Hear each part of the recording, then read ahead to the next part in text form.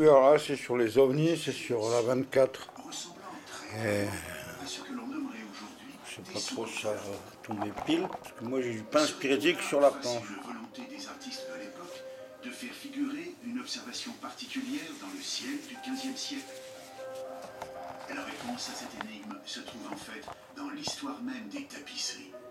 Il faut remonter aux commanditaires, aux financeurs de cette œuvre. Moi j'ai du pain spiritique sur la planche. Que l'un des généreux donateurs était le cardinal Jean Rollin. Un cardinal que les artistes de l'époque, pour une raison que l'on ignore, n'ont pas pu représenter physiquement sur les tapisseries.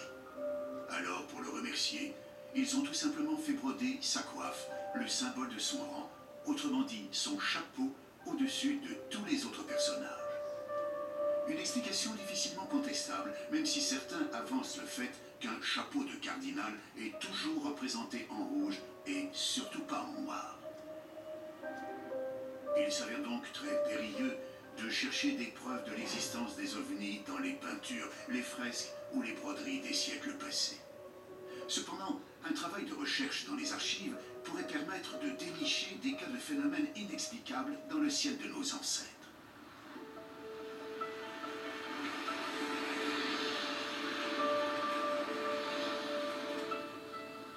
À Paris, au siège de Météo France, on trouve une bibliothèque très riche créée en 1878. On peut y consulter plus de 25 000 ouvrages scientifiques concernant la météorologie, mais aussi les phénomènes extraordinaires qui ont ponctué le ciel du passé.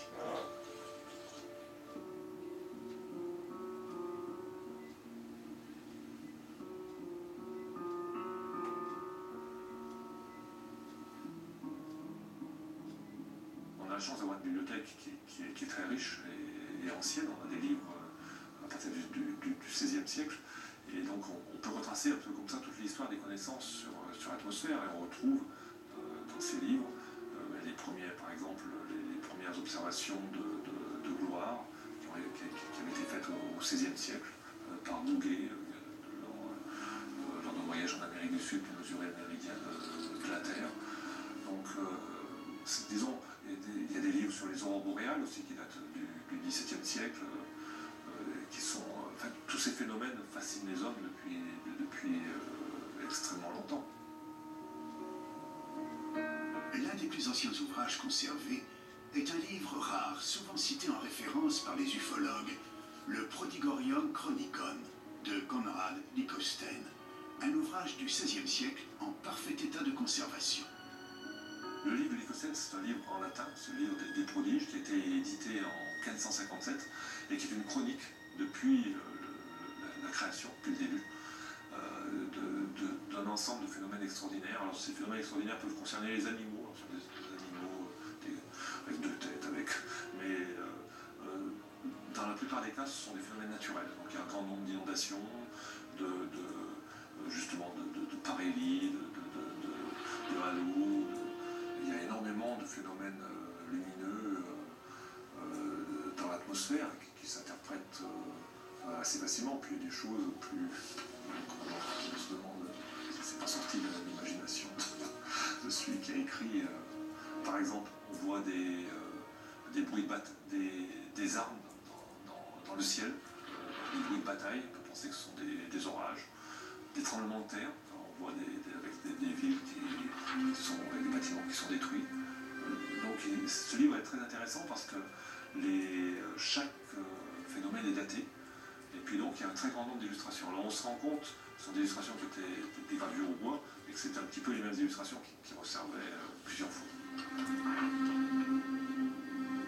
Une nouvelle fois, l'auteur de cet ouvrage, tout comme le chroniqueur romain Julius Obsequens, fait donc état de prodiges extraordinaires observés dans le ciel depuis l'Antiquité.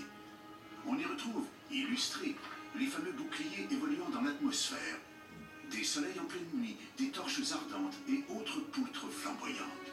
Mais à y regarder de plus près, il semblerait très envisageable que la majorité des cas représentés sur ces gravures trouvent aisément des explications météorologiques ou astronomiques. Pour les cas les plus étranges, il faut savoir que l'histoire des hommes a été marquée par des phénomènes cosmiques extraordinaires, mais tout à fait naturels. Des phénomènes qui ont très sûrement interpellé les chroniqueurs du passé. il y a de temps en temps des phénomènes nouveaux et étonnants.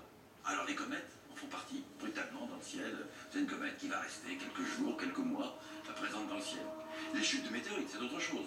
Alors, ou bien c'est une étoile filante dans le ciel, ou bien c'est vraiment une explosion, ou bien c'est vraiment une onde de choc, ou c'est vraiment un cratère à l'arrivée de ce phénomène. Il y a un autre phénomène intéressant qu'on n'a pas vu depuis quelques temps, qui est une supernova. Qu'est-ce que c'est que une supernova? C'est une étoile qui, après avoir fabriqué des éléments comme l'oxygène, l'azote, le chlore, le jusqu'au fer, explose. Elle s'effondre sur elle-même et on rebondit, ça explose. Et entre parenthèses, ce sont des phénomènes essentiels, puisque c'est le mécanisme par lequel nos atomes dans notre corps sont formés. Tout ce que vous avez dans votre corps, c'est-à-dire un peu de chlore, un peu de magnésium, un peu de calcium, etc. et autres, a été fabriqué un jour dans une étoile qui n'est pas le Soleil et qui a explosé. Et un tel phénomène est spectaculaire, parce que l'étoile, quand elle explose, elle devient pratiquement aussi lumineuse que toute la galaxie, c'est-à-dire aussi lumineuse qu'un milliard d'étoiles. Ce qui veut dire que cet objet est l'objet le plus brillant du ciel. Vous le voyez évidemment la nuit, c'est plus brillant, mais en même temps, vous le voyez le jour. Il est tellement brillant qu'on le voit de jour. Ah, il est moins bien que le soleil, d'accord. Mais dans cette étoile nouvelle que vous ne pouvez pas ignorer, qui va durer 20 jours, 30 jours, maximum 100 jours, et qui apparaît brutalement, et qui ensuite disparaît lentement. On peut en effet largement concevoir qu'une supernova, l'explosion d'une météorite ou l'apparition soudaine d'une nouvelle étoile dans le ciel, ait pu frapper l'esprit de nos ancêtres. Quand un phénomène nouveau apparaît, il y a ceux qui imaginent je ne sais quelle histoire complètement stupide, je veux dire même obscurantiste, et puis il y a ceux qui réfléchissent. Et il y a déjà plus de 2000 ans, Lucrèce, qui observait les comètes comme ses contemporains, s'était dit « Je ne comprends pas ce que c'est que les comètes, mais si on étudie ce phénomène, et si on réfléchit, on le comprendra. Et un jour viendra où nous comprendrons ce qu'est ce phénomène, qui est un phénomène naturel probablement. Soit ce que disait Lucrèce il y a 2000 ans. Puis en même temps, certains écrivaient je ne sais quelles histoires rocambolesques sur le sujet. » Si de nombreux phénomènes astronomiques étaient connus et étudiés dans l'Antiquité, il semble pourtant que les Grecs comme les Romains aient été les témoins de curieuses apparitions. Que pensent les astronomes d'aujourd'hui de ces boucliers ardents ou du cas de ce globe doré qui remontait vers le ciel? Ce genre de phénomène, ça se rattache à ce qu'on appelle la fragilité des témoins humains. C'est-à-dire, en gros, quand vous assistez à quelque chose, n'importe quoi, un accident, un phénomène, et on vous demande de témoigner.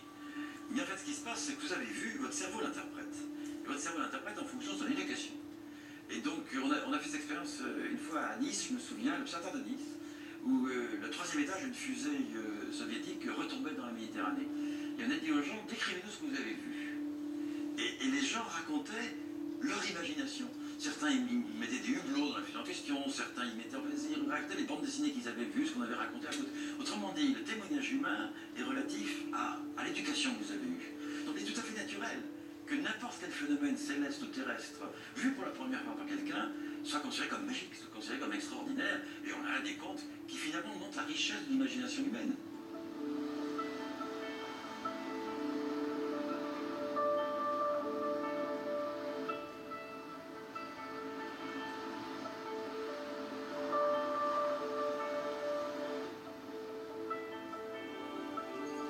La ville de Nice détient justement un document qui a enflammé l'imagination de nombreux ufologues. Le document en question se trouve aux archives communales et il renfermerait l'un des cas les plus énigmatiques d'ovnis dans le passé.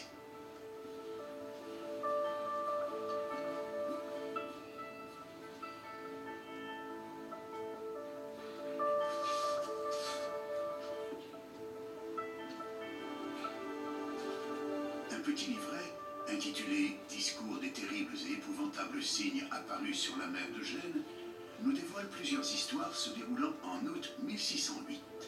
Cette année-là, la population aurait été témoin de nombreux prodiges autour de la Méditerranée, notamment en Italie, où les habitants de Gênes furent terrorisés par l'arrivée subite de 3 chars ou carrosses extraordinaires sur le port de la ville.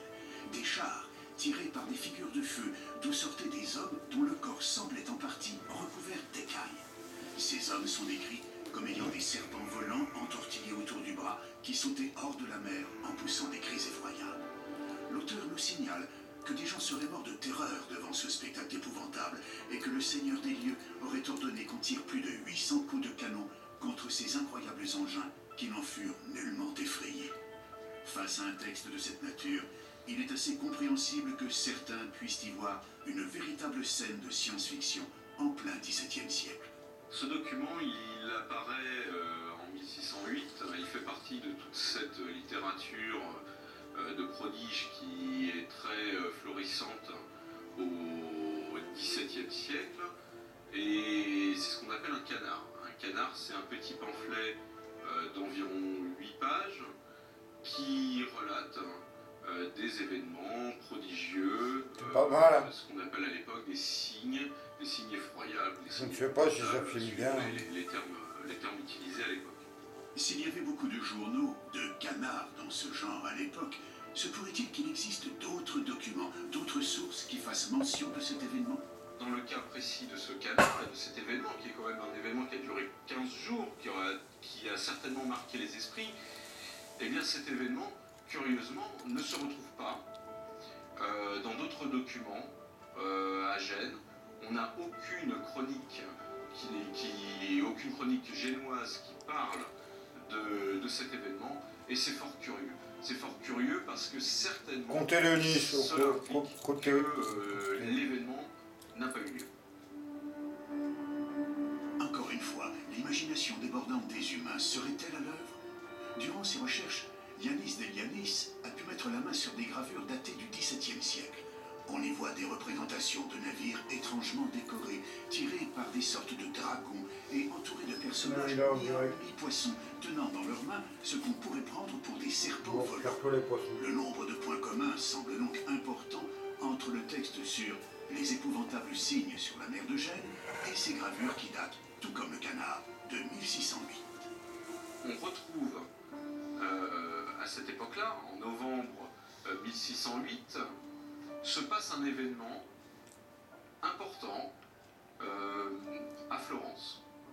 À Florence, Cosme de Médicis se marie avec Marie-Magdalène d'Autriche le 3 novembre 1608 sur la rivière de l'Arno.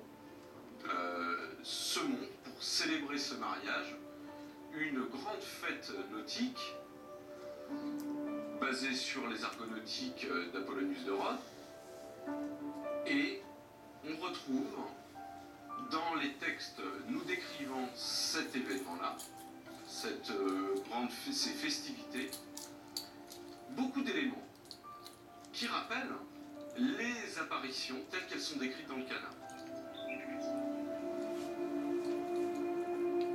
Ouais.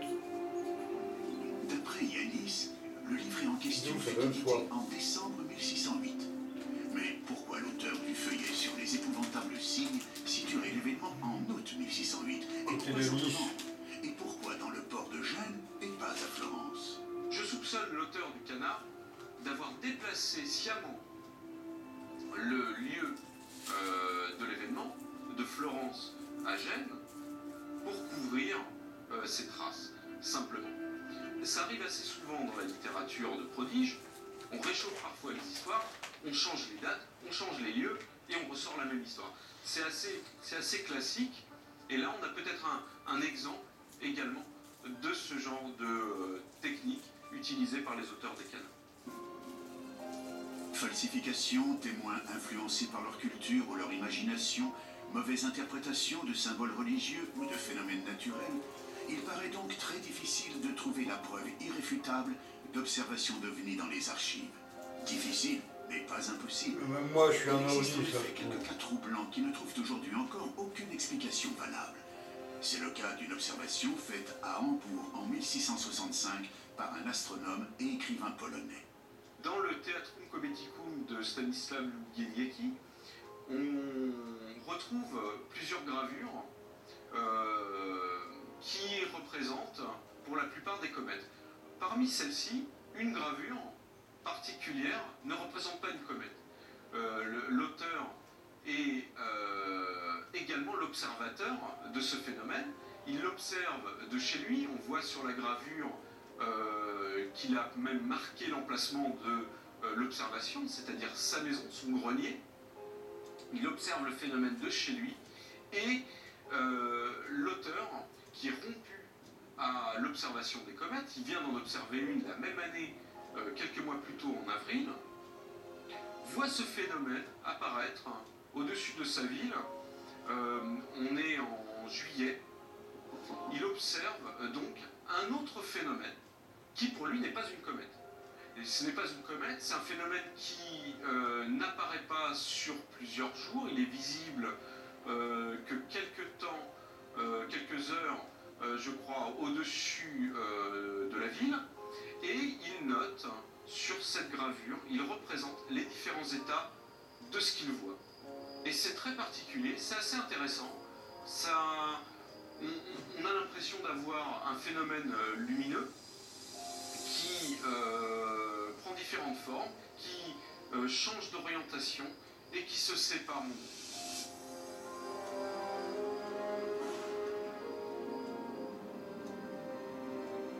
Difficile cette fois de remettre ce témoignage en cause ou d'y trouver une explication naturelle connue.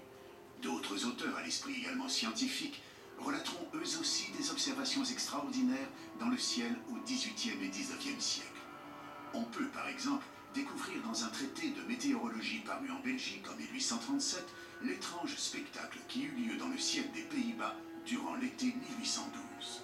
Le 23 août, vers les 9h du soir, M. Nieuwenhuis, ministre à Utrecht, revenant d'une maison de campagne, aperçut dans le ciel une bande de la largeur de 2 fois le diamètre de la Lune. Au commencement, elle parut formée de quelques traits de feu parallèles, qui allaient en se rapprochant puis se réunissaient. La lumière augmenta par degrés, la bande devint rouge de feu, et le milieu comme le fer incandescent. Et il s'en élança des rayons enflammés, qui à 3 reprises différentes s'épanouirent et se contractèrent en se dirigeant vers le nord. Tout à coup, il en partit un corps semblable à une étoile rouge de feu. En peu d'instants, elle devint grande comme la moitié de la Lune. Sa lumière devint étincelante et presque aussi éclatante que celle du soleil couchant. Ce globe retourna alors dans le milieu de la bande dont il était sorti. Il a ensuite poursuivi sa route au-delà, et son éclat s'affaiblit en raison de la distance. Là encore, ce phénomène observé aux Pays-Bas il y a plus de 200 ans reste une affaire totalement inexpliquée.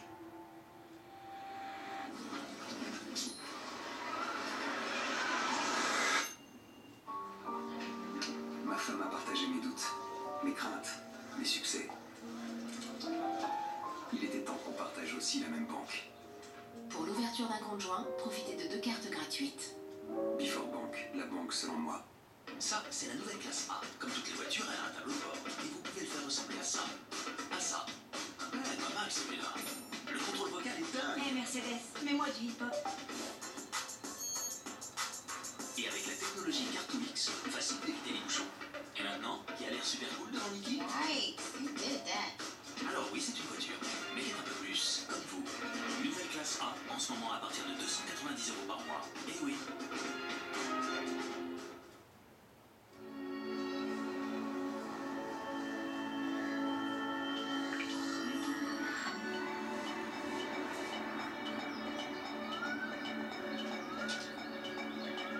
Le nouveau Huawei Mate 20 Pro. Bienvenue dans un nouveau monde d'intelligence. Huawei.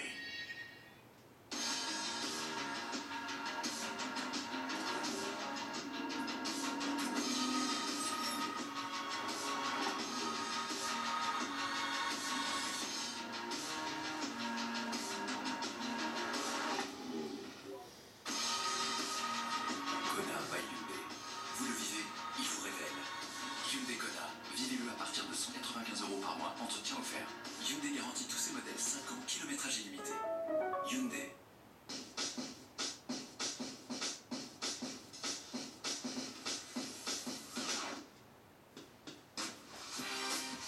Les pubs, on a rien à foutre des pubs. Pardon, je voulais pas les pubs.